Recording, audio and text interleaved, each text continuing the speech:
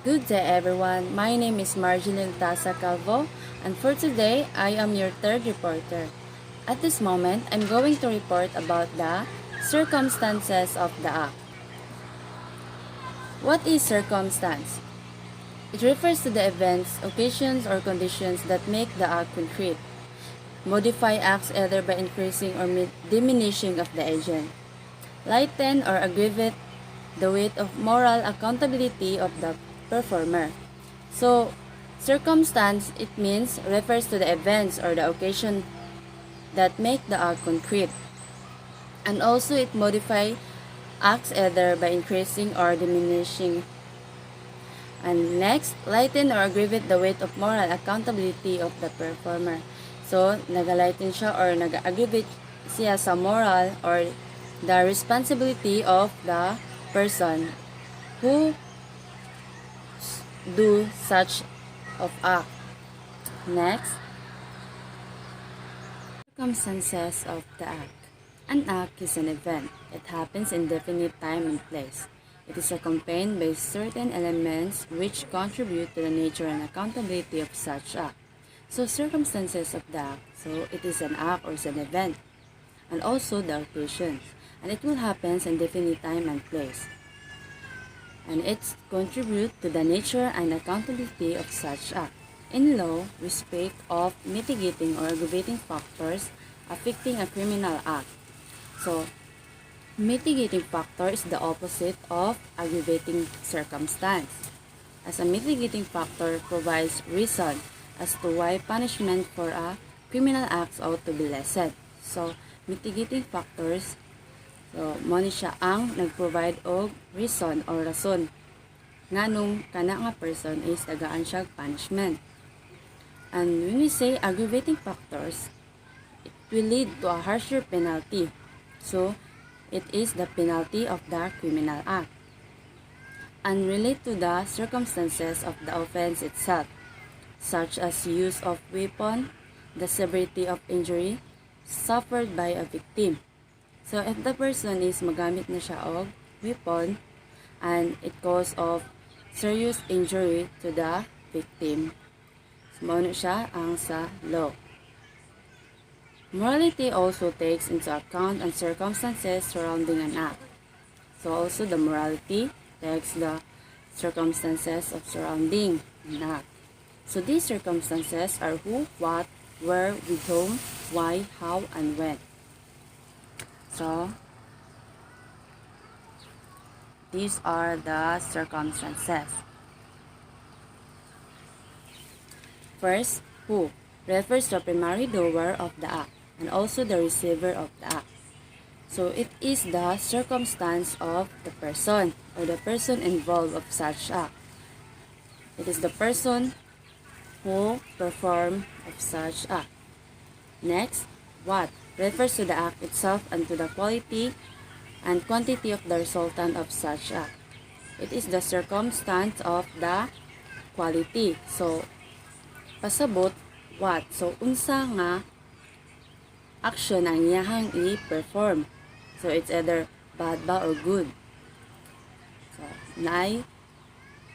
choose ang person nga mopili og unsa iyahang i-perform. Then, next, where refers to the circumstances of place where the act is committed. So, it is the circumstances of, or it is the circumstance of place of where the act is committed. So, asa nahitabo ang act. So, it. And next, why refers to the motive or purpose a person has in performing an action. So, it refers to the motive. So, it is the circumstance of intention. Intention of the person involved. So, unsay purpose niya or iyang intention nganong magbuhat siya ana nga butang. So, that's it. Next, with whom refers to the companion or accomplices in act performed. So, it is the circumstance of the influences. It refers to the members or a group of people which an act performed. Next, how refers to a manner how the act is made possible. So, it refers to a manner of the person. So, for example, a person saved the life of another by acting with courage. So, in our example, the person act with manner. So, by acting with courage, it stands for the manner and how the person acts. That's it. And last, when refers to the time of the act. So, it is the circumstance of the time or the period of time. Next. And the most notable circumstances are those intention and quality of the act.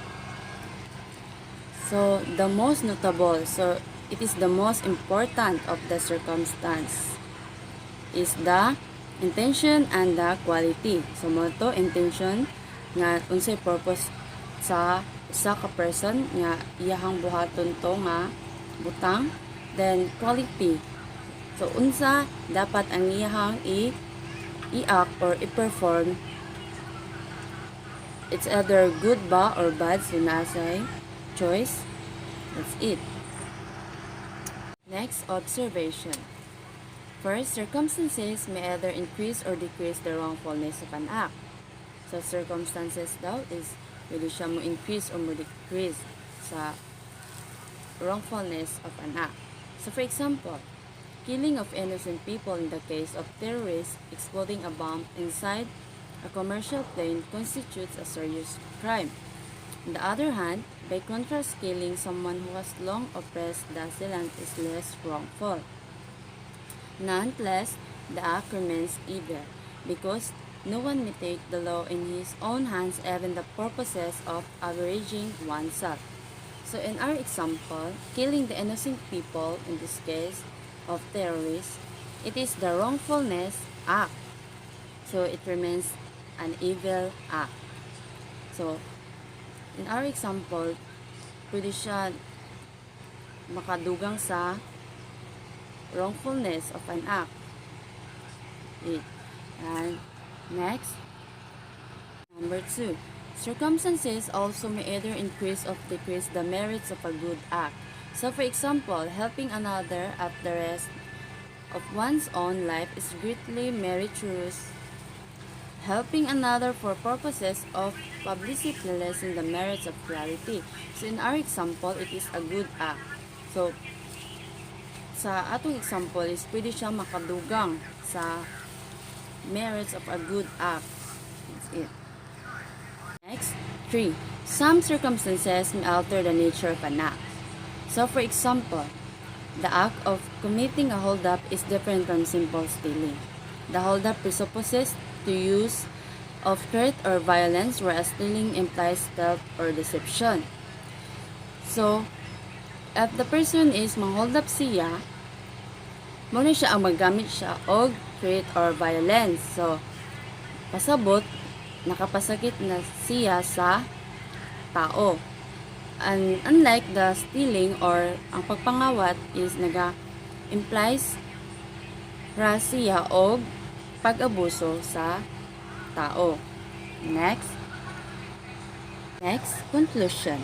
There are real distinction between a pile of garbage and a garden of flowers. Garbage represent ugly, dirty, and wrong in our surrounding. Gardens stand for what is beautiful, clean, and decent in our society.